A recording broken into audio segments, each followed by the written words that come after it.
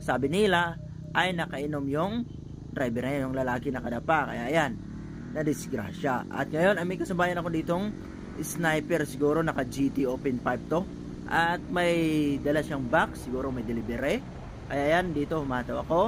At sinusubukan ko talaga kung humabol siya. At napakalakas ng kanyang motor, yung Sniper Saiyan Standard Version 3. Hindi ako nagkamali. Kaya dito, tamang piga tayo dito mga travel. At tamang enjoy lang tayo dito. Kaya tignan nyo na lang yung aming laro dito. So walang personalan to, pawang laro lang. Baga ito yung organic na digmaan sa daan.